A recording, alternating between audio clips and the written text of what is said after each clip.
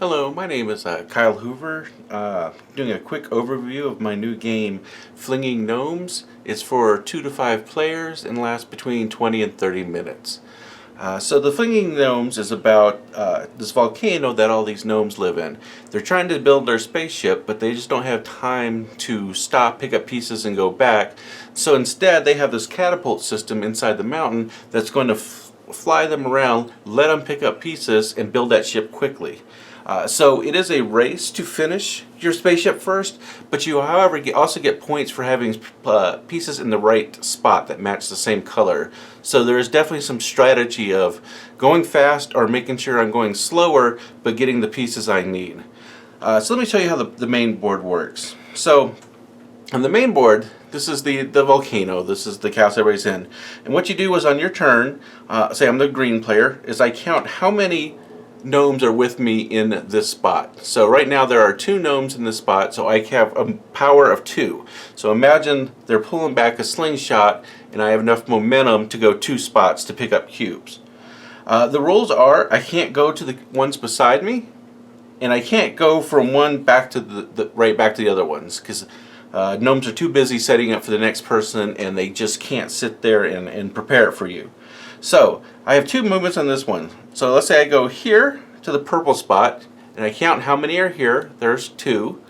So I pick up 2 of these purple cubes, and then I still have 1 movement left, and I can't go to the yellow and I can't go to blue because they're next to me. So I'll go to the black, count them up, so I get 3 cubes. So on this turn I earned 3 black and 2 purple cubes. Then right after that, I will go to my player board and start building my spaceship. So the rules are I have to build from the bottom to the top, and I have to place everything that I got on this turn. So I'm going to try to match the colors as best I can, putting the blacks on the blacks. There's unfortunately no purples on the bottom. So what I'm going to do is try to build up a little bit. And because you always have to have something behind you. So this purple does have a block behind it, so it is a legal build there. I'm actually going to do that, but I can't put these blacks here because there's nothing underneath them. So I'll go ahead and put them there. So I would have earned 6 points on this turn, and now all the scoring's at the end of the game. Just 2 points for every matched cubes. So how the point scoring works is I get 2 points every time I match the color. I get 0 if I don't, but I still have to build from the bottom up. The first to finish gets a 5-point bonus. You get 2 points if you do a row perfectly. So let's just say later on I have this row going. Then at the end of the game, I would score the 2 points for each one of these being correct, and then a 2-point bonus because this entire row is correct. So there's definitely some strategy of where you want to place your cubes and how do you get there. So the last thing I want to go over is something we're calling the holding bay. So it is a way to keep some cubes. So let's say we have a starting condition of this. So this player has 3 movements, this green player.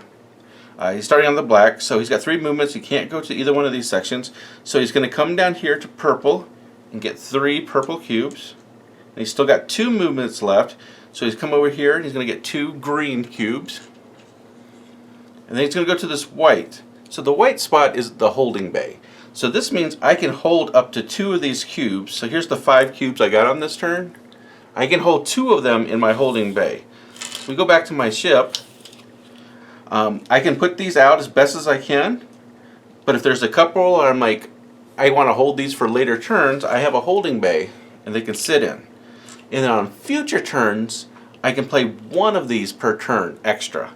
So you don't want to build up your holding bay too big, because at the end of the game, anything in this holding bay that didn't get put out is negative 5 points.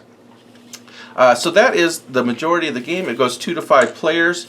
It's a filler with a Euro mechanic. You always count the power of your movement by the number of gnomes with you. This one would have 2, and then you pick up how many gnomes are with you. So he would pick up 2 here, and he would pick up 4 yellow here because there's 4 yellow gnomes.